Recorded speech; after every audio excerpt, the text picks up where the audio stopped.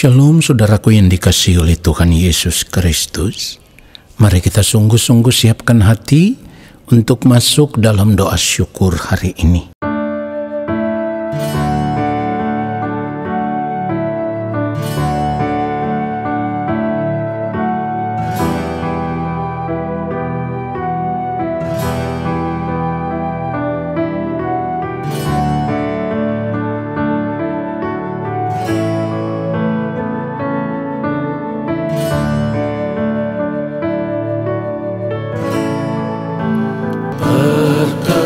Perkenankan hamba-Mu, ya Bapa,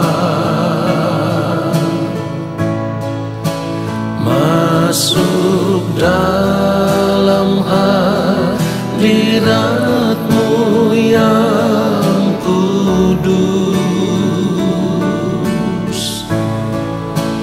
Perkenankan hamba-Mu, ya Yesus,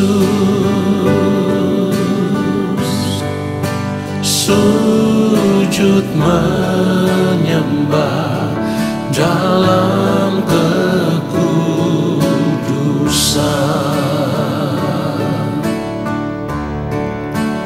Kau ku sembah, Kau ku sembah, bersama para malaikat ku sujud menyembah. Kau ku sembah, Kau ku sembah, bersama para malaikat ku sujud menyembah. Kau ku sembah, Kau ku sembah, bersama para malaikat ku sujud menyembah. Kau ku sembah, Kau ku sembah, bersama para malaikat ku sujud menyembah. Bersama para malaikat ku sujud menyembah. Sujud menyembah.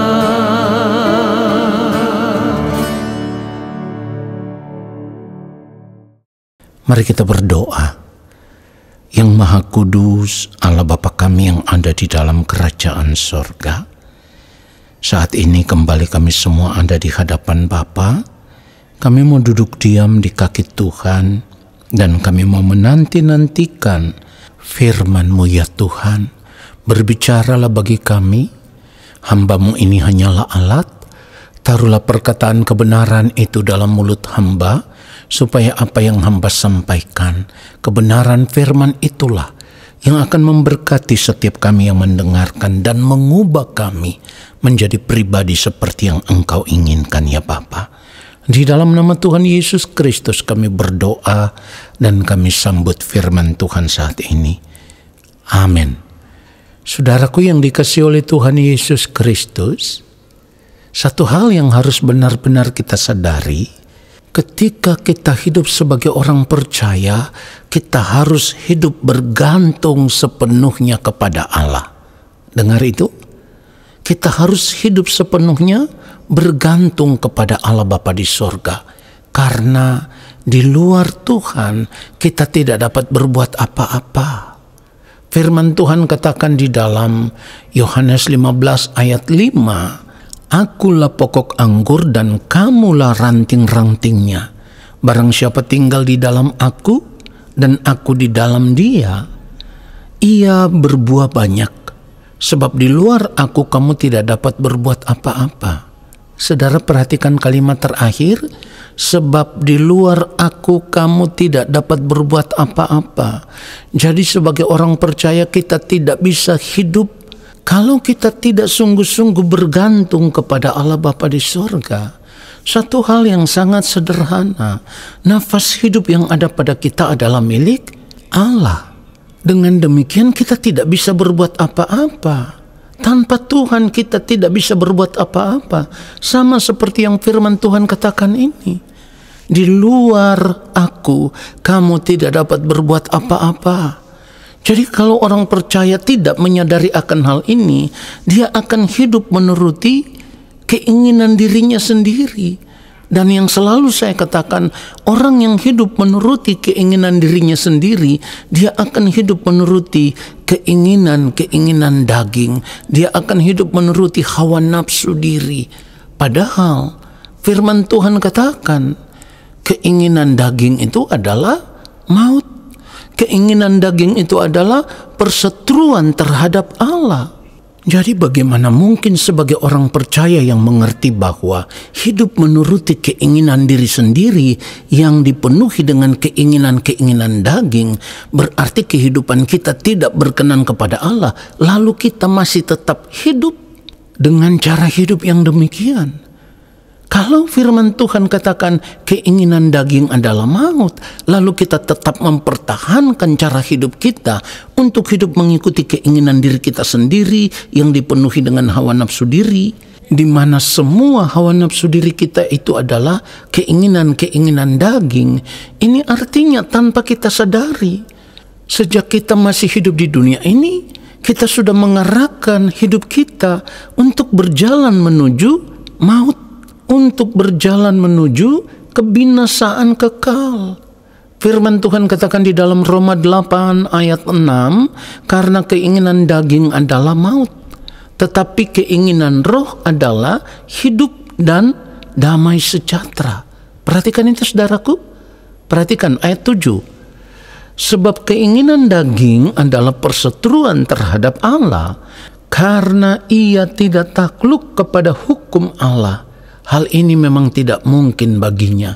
Saudara, kalau kita sudah tahu, kita mengerti, kita sudah sering dengar, kita sudah sering baca seperti ini, keinginan daging adalah maut, lalu kita tetap hidup menuruti keinginan diri kita sendiri yang dipenuhi dengan keinginan daging, itu artinya kita sedang memposisikan diri kita sebagai musuh Allah.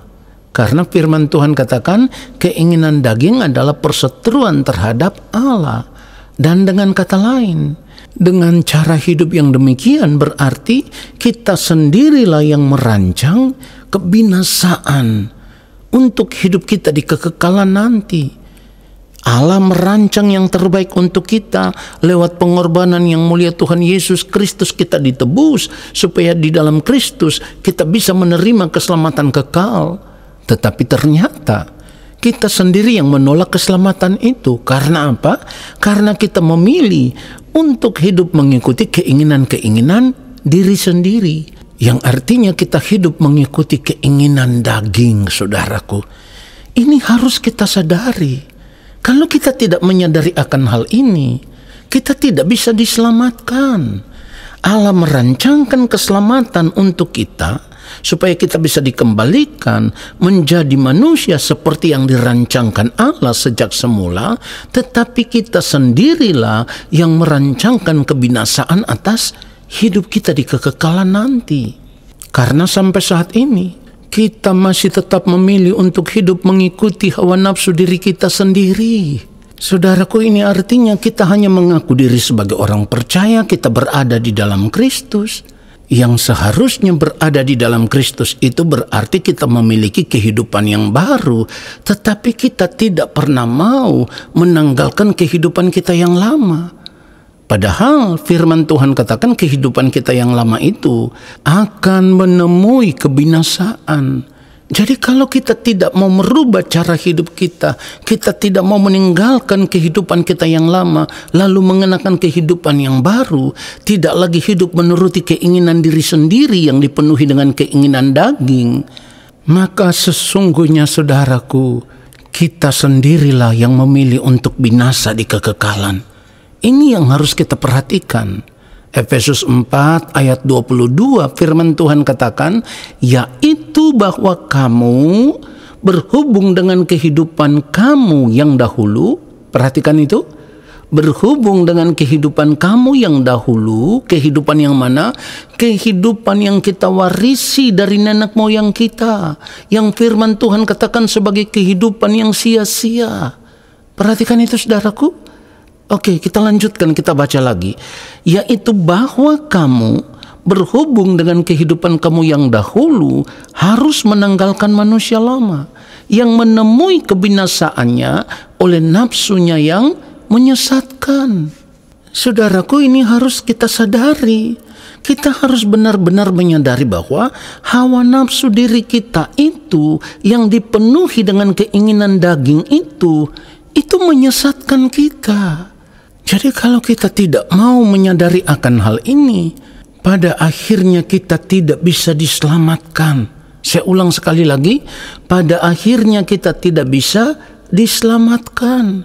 Saudara boleh saja tidak suka dengan pernyataan ini, tetapi firman Tuhan berkata demikian, yaitu bahwa kamu berhubung dengan kehidupan kamu yang dahulu harus menanggalkan manusia lama yang menemui kebinasaannya oleh nafsunya yang menyesatkan.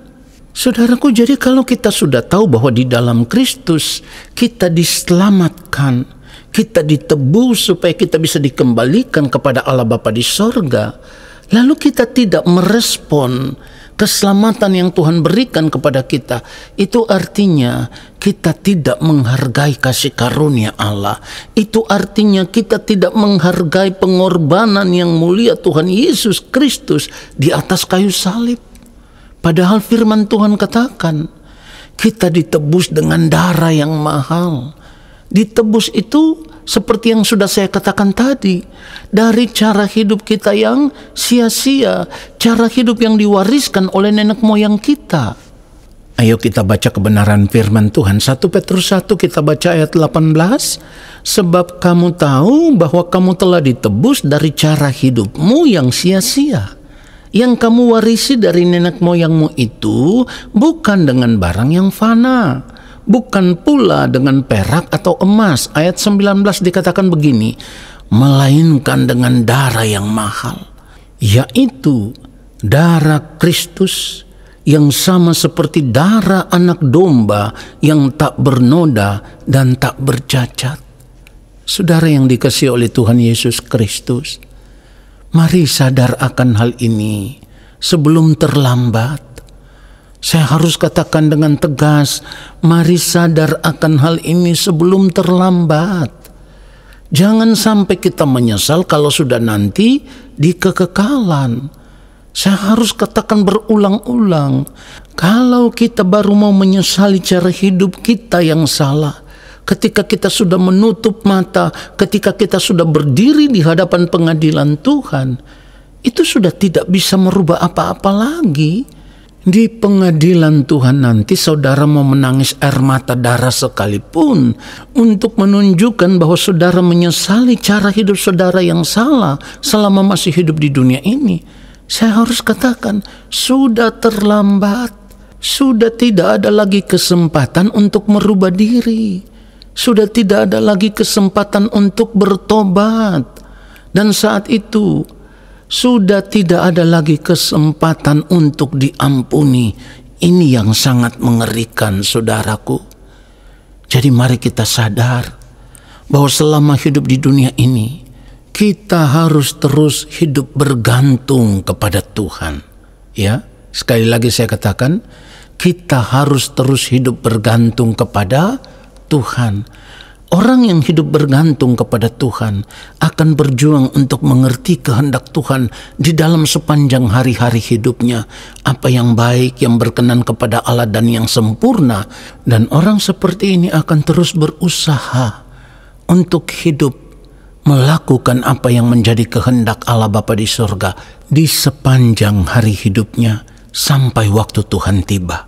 Saudaraku, seharusnya kebenaran firman Tuhan yang singkat ini menyadarkan kita, lalu kita berani untuk memeriksa segenap keberadaan hidup kita. Kita periksa dengan jujur supaya kita bisa berubah. Kita mau terus bergantung kepada Tuhan dan hidup melakukan kehendak Tuhan di sepanjang sisa umur hidup kita, supaya kehidupan kekristenan kita tidak menjadi sia-sia. Percaya kita kepada Allah Bapa di sorga di dalam Tuhan Yesus tidak menjadi sia-sia.